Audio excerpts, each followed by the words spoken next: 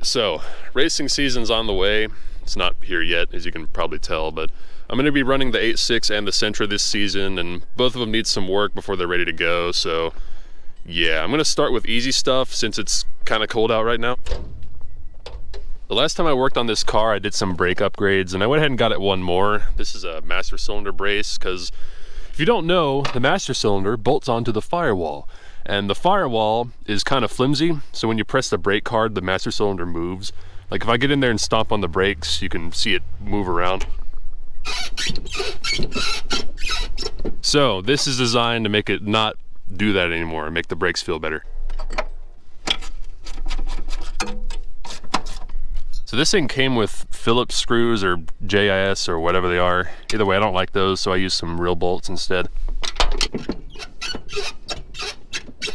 I look back at the footage and it's still moving quite a bit, so I'm going to turn this bolt in and increase the tension on it.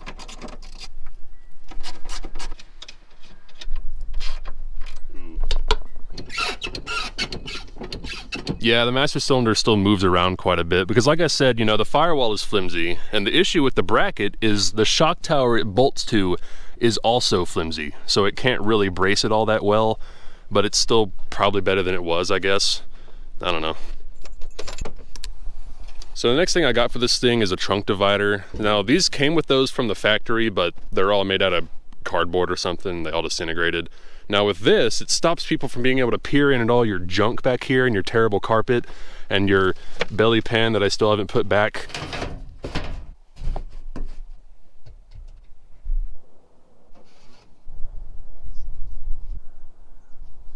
So it came with these strings because the original privacy cover went up and down with the hatch, but it doesn't really work because it just does that and then sticks and dangles because it doesn't have the clip thing to go in here and actually stay.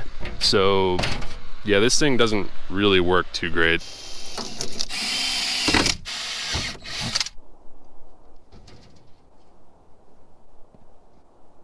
Okay, so my solution was to drill holes and put zip ties through it to hold it on, and now it works pretty good, so yeah, not bad. Oh yeah, that looks a lot better now. You might be thinking, what does a privacy cover have to do with racing? It's a performance upgrade. My previous, you know, non-existent privacy cover wasn't performing, so now I have one.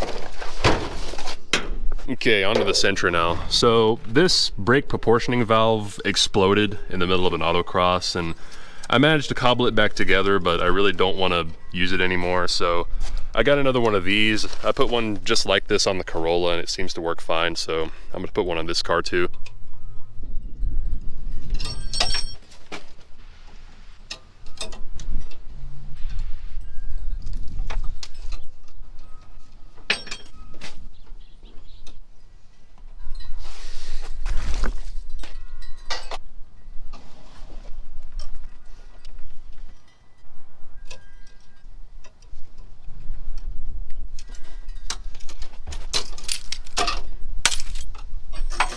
Well, I was trying to put this T-fitting on, but I ended up stripping it out. Brass fittings suck. I try to use the steel ones, but you gotta order those online. I forgot, so I'm gonna go grab another one of these and try not to strip it out.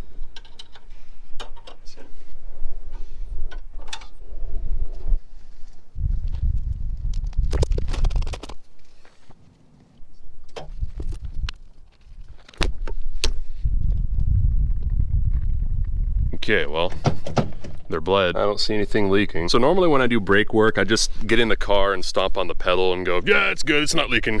But I did that last time and obviously the proportioning valve exploded. So I think from now on, I'm gonna start the engine so the brake booster works and then stomp on the pedal so it puts more pressure in the system.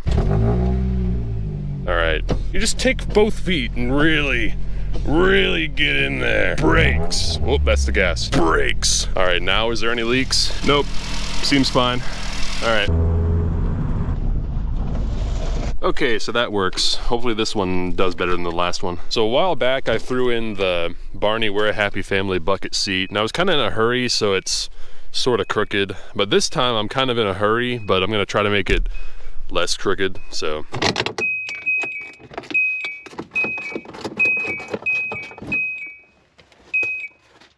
I also got another seat because, you know, the Barney seat is okay, it's just kind of small. My legs are kind of scrunched together in it. Whereas this one over here, I can actually breathe a little bit. It fits a lot better. And this is also just a nicer seat. It's a lot more rigid and probably safer, so there's that. All right, so since this seat is so much wider, it's not even close to fitting where the old seat went. Since I had to flip these brackets around to get the seat low enough, because it actually has to go below the mounting points. Yeah, that's, so I really don't have the time to make a whole new bracket for now, and I'll probably have to cut the floor up and actually remove the original mounts to even make that bigger seat work. So I'm just gonna stick with the Barney seat for now. I still need to make it not crooked though. It's low on this corner, so I'm thinking if I put some washers under this corner, it'll fix it. And I put some washers under there to bring this corner up, so we'll see what that does. Yeah, it's quite a bit straighter now. And you know, the mounting system on this seat really does suck, but you know, in order to actually properly mount it, especially with the bigger seat, is I'd have to take the carpet out, cut some stuff out, weld some new stuff in, and you know, there's a lot of stuff like that that I'm gonna do when I have the shop back. Whenever that is, I'm working on it, but for now I'm just making stuff work. So well, even though the nicer seat didn't fit in this car, I'm pretty sure it will fit in this one.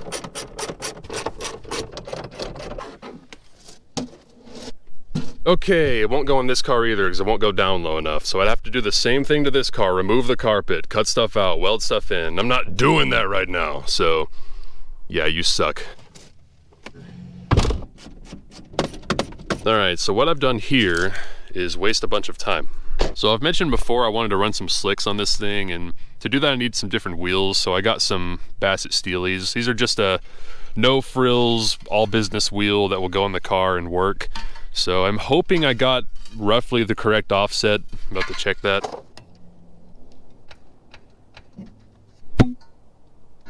All right, it goes on, but just barely. By the time the tire's mounted, it's gonna be rubbing the coil over, so I'm gonna have to put a spacer on it. And that's kind of on purpose, because I would rather the offset be too far in, because I can just, you know, put a spacer on it and fix it. If the offset is too far out, there's not shit you can do about it, so. Now these wheels are 8 inches wide, which is about the widest wheel you can shove under an 8.6 without completely cutting the fenders out, so it's gonna be a tight squeeze. I'm probably gonna have to whip out the fender roller again. All right, I went ahead and had some Hoosier slicks mounted on these wheels. Figured I'd just go ahead and go all out on the tires. I also had these spacers laying around, so I'm gonna see if these are roughly the right thickness. Okay, well, that looks like it fits pretty good, and those wheel spacers are about the right thickness, so the new issue is the wheel studs aren't long enough, so I'll have to get some of those. I figured I'd go ahead and check the rear while I'm at it, and yeah, it's fine. We don't need to run any spacers back here. I'm still going to though, because I don't want the front track width being too much wider than the rear. These tires are only 225s, but it looks like a lot of meat under there because, you know, this car was designed for 5.5 inch wide wheels, so.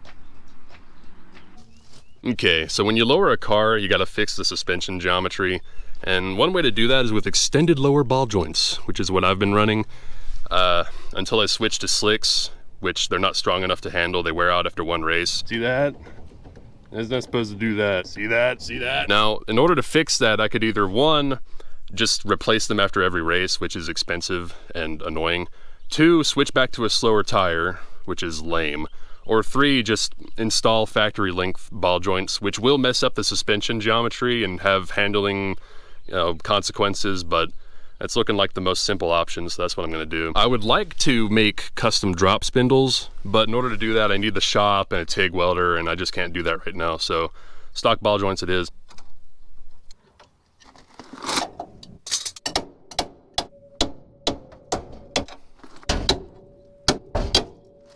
Yeah, you can see how much longer the extended one is versus the stock one. It's really a shame I can't use these.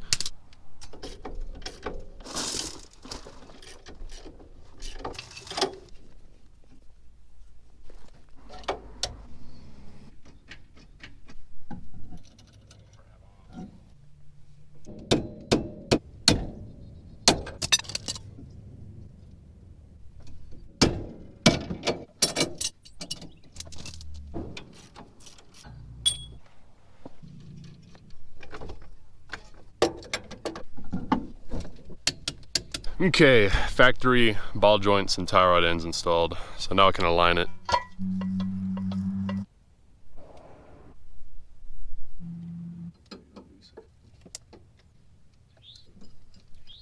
Well, it's dark now, and I'm gonna check the alignment anyway.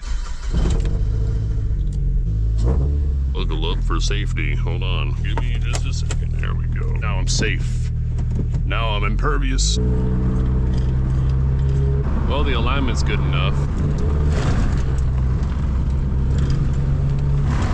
I mean, it drives okay, I guess. It feels a little bit, it's hard to describe. It feels different. So a while back, I leaned out the air-fuel ratio on this carburetor to fix some running problems, and you know, part throttle cruising and full throttle at high RPM are still kind of rough, so I'm gonna lean it out again and see if it likes it again. And a lot of people have been like, oh, put an oxygen sensor in it, install an oxygen sensor for tuning, install an oxygen sensor. And I won't do it because of sunk cost fallacy. I've already spent so much time tuning it without one. In fact, I have one right here, but I'm not installing it because I'm not gonna.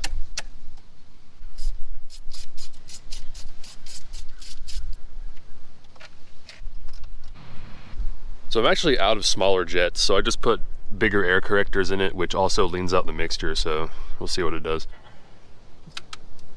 Oh, the pin for the float fell out of the carburetor, and it's actually a needle. It's a needle in a haystack. It's actually a needle in a haystack. So I pushed the car forward trying to find it, and it's gone forever. So I found a nail that's about the right diameter, so I'm just gonna cut it and make a new one out of it. Every time I touch a carburetor, I like them a little bit less. I guess that'll work. I don't know, we'll see.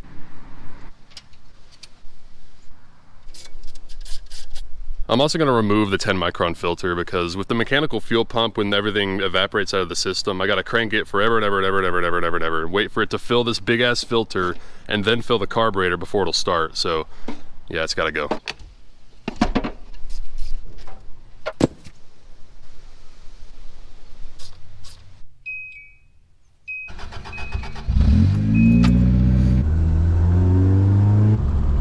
Part throttle cruising is still really bad. Yeah, it just misses and sputters at part throttle. It really didn't make much of a difference, honestly. All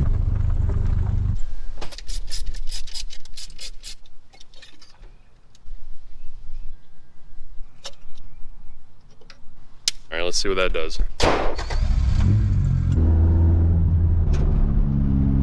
Yeah, that seems happier now. I put a smaller air corrector in the primary, which means the primary is now richer. So I might put a bigger jet in the primary and see if that helps it even more.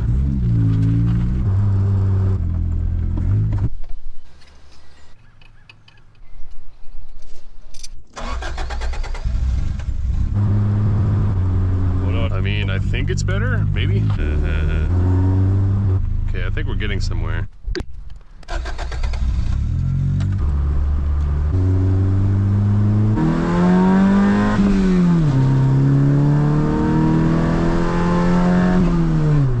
Top end is a lot better, that's good. It's definitely a lot better. So I was headed back and I noticed my right indicator was flashing real fast and I'm like, oh, I got a bulb out somewhere.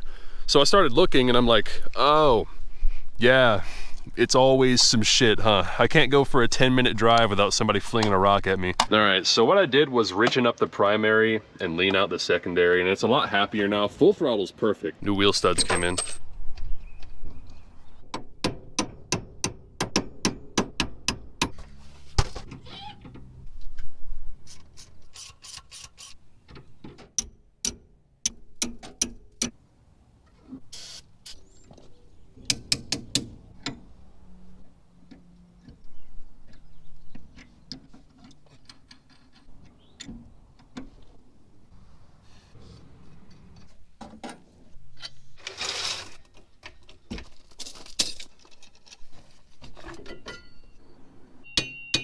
I was really hoping to just hammer the new ones in on the rear, but the stupid axle has to come out for me to get them in there.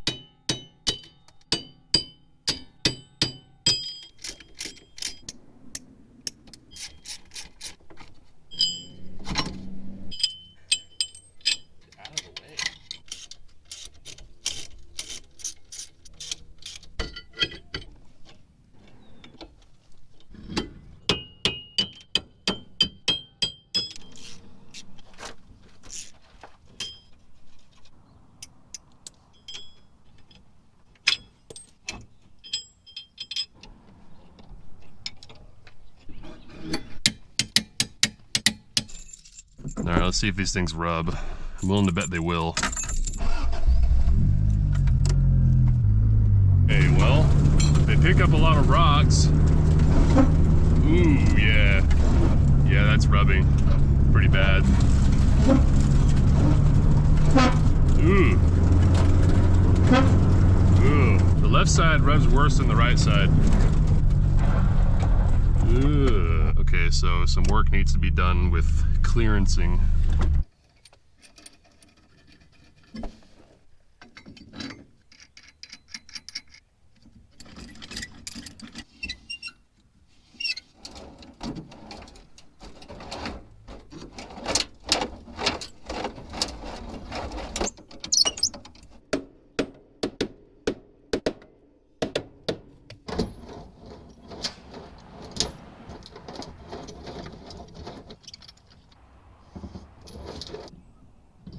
Yeah, that's looking better now. Okay, this side's still rubbing on the corner there.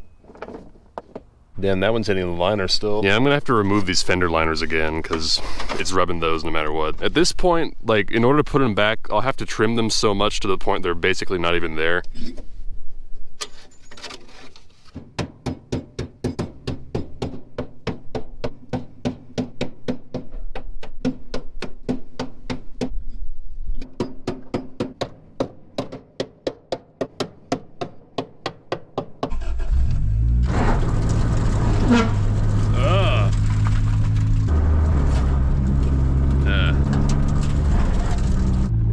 Okay, so this side took out the bumper mount, and this side's still rubbing the fender.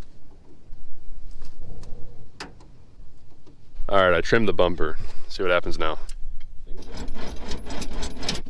I whipped out the fender roller again, and perhaps these wheels and tires were a little bit ambitious. Maybe should have gone for something a little skinnier. And, you know, after you roll fenders past a certain point, things start to get ugly. Thankfully, this paint is bad anyway, so when it comes time to make this thing look nice, I'll probably weld in some bigger flares, especially since I'd like to lower this thing even more, and to do that, I'll definitely need bigger flares. I may actually have to raise it for now if I can't get it to stop rubbing. Test number whatever. Please don't rub. Oh, it's so gravelly here. Yeah, their tires are sticky. That's not annoying at all. That's really good. That's a good noise.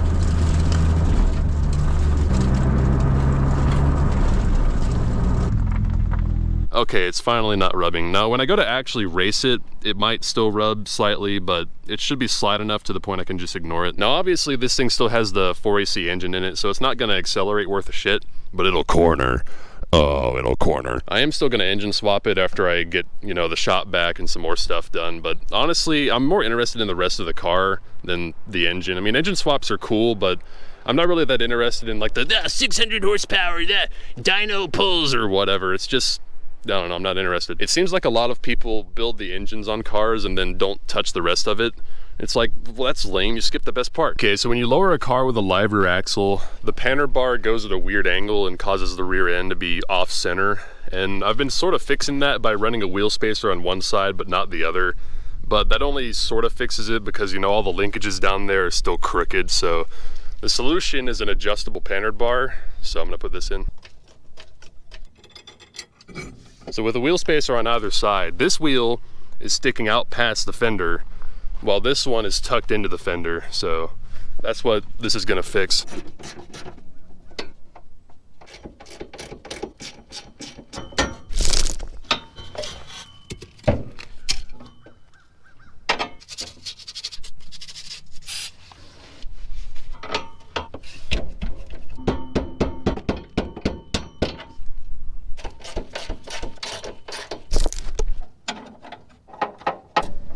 All right, now all I gotta do is spin this thing to move the rear end side to side.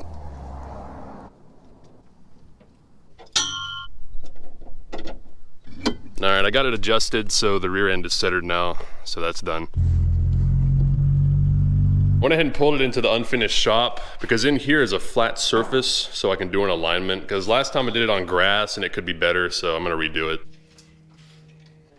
I'm also going to even out the ride height because I measured it, and for whatever reason this corner is a 1/4 inch lower than the rest of it.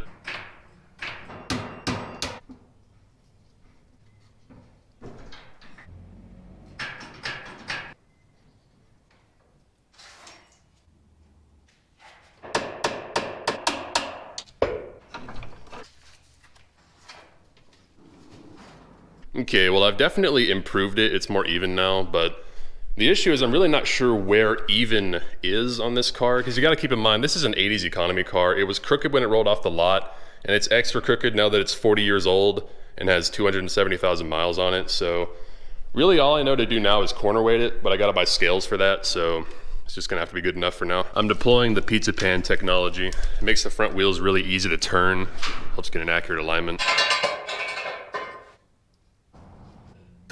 Okay, that should be better. For whatever reason, the temperature gauge is always read high, so I got it another temperature sensor. I'm gonna see if that fixes it. Maybe that'll do something, I don't know. All right, hopefully everything's better and not worse. Oh yeah, the alignment's definitely better.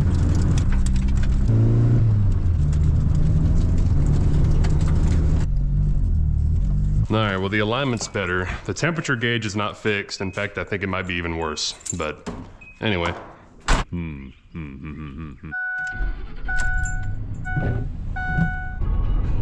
Even if we're not fast, we will look cool. Oh, for sure. 1,000.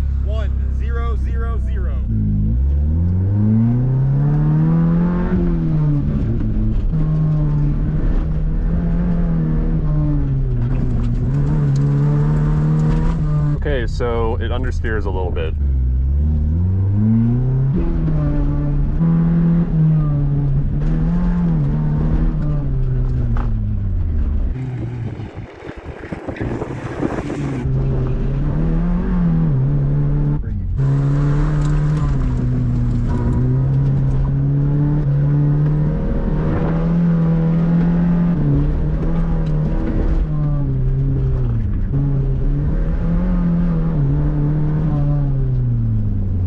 All she's got.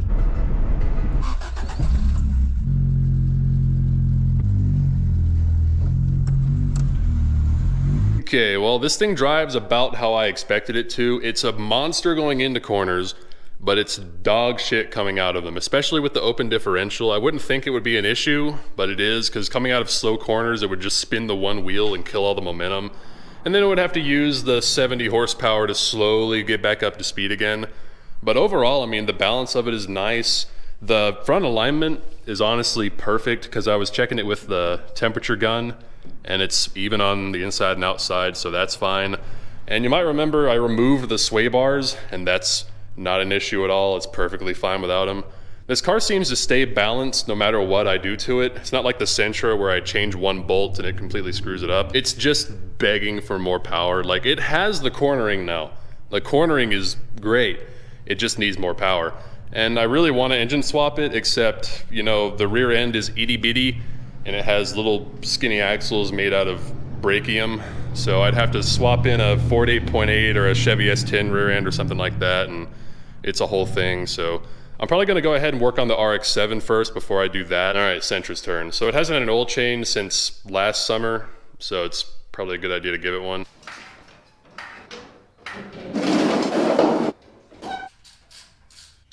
Last time I replaced the drain plug, and it came with this plastic washer, and it took basically zero effort to remove. It was already basically loose, and I don't like that, so I'm gonna swap that out for a copper one.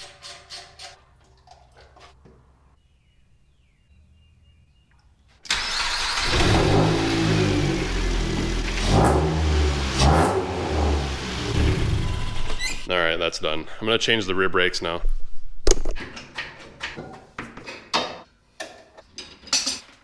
So last time Autocross this thing, I got slicks for the front, but I didn't have any for the rear. So I put these spacers back here to try to give the rear some more traction. And it helped some, but not completely. It was still too loose back here. So I got some more slicks for the rear this time, so I'm gonna run without these again.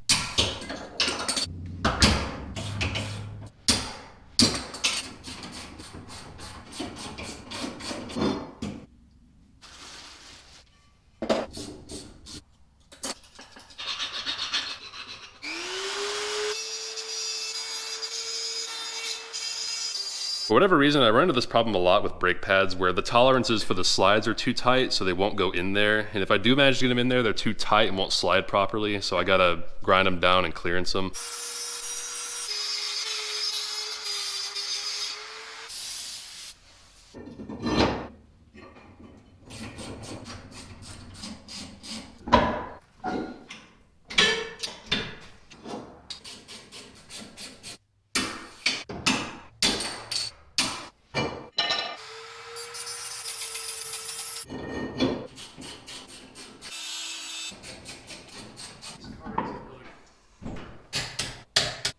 All right, well, that's pretty much it for this thing. Actually, on second thought, while it's on the flat surface, I'm gonna put another alignment on it like I did the Corolla. Pizza pan tech.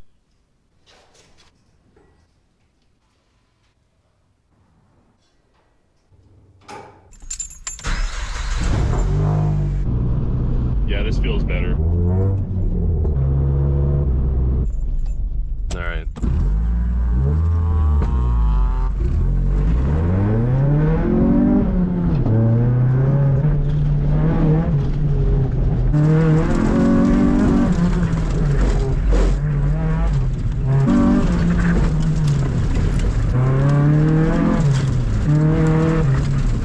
It's not too bad.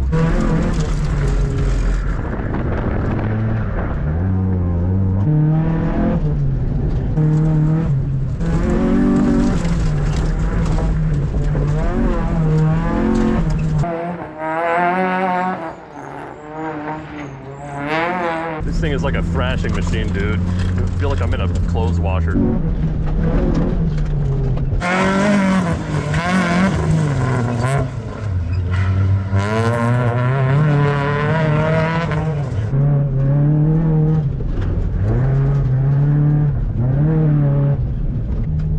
Alright, well that wasn't too bad. There's definitely less grip in the front without the extended ball joints, but I kind of expected that.